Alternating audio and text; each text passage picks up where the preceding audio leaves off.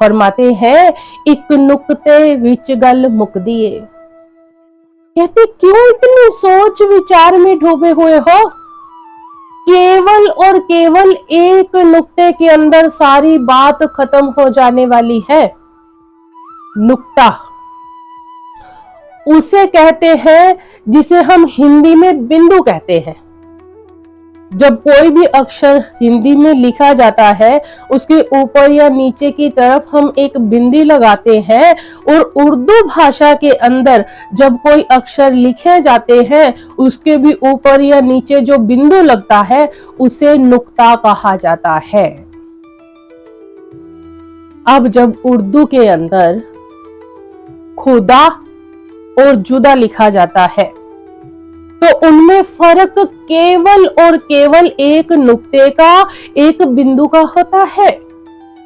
दोनों अक्षर same to same एक जैसे लिखे जाते हैं, बस बिंदु ऊपर नीचे होता है।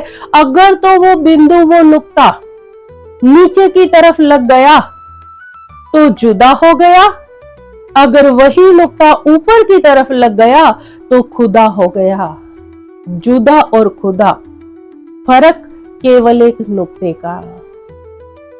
अब फैसला हमने करना है कि ये नुक्ता हम कहां पर लगाते हैं।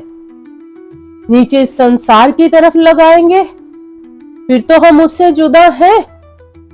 और अगर भजन सिमरन करके अपनी दोनों आंखों के ऊपर लगाएंगे, तो हम उस खुदा का रूप बन सकते हैं।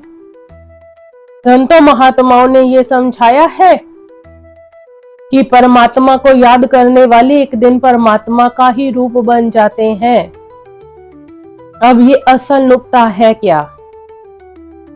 ये है हमारा अपना ध्यान,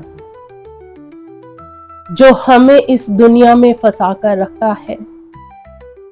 अगर सारी जिंदगी ध्यान नीचे 9 द्वारों से इस संसार में फैलाकर रखेंगे, भाव अपना ध्यान अगर संसार में लगाकर रखेंगे, फिर तो हम जुदा है।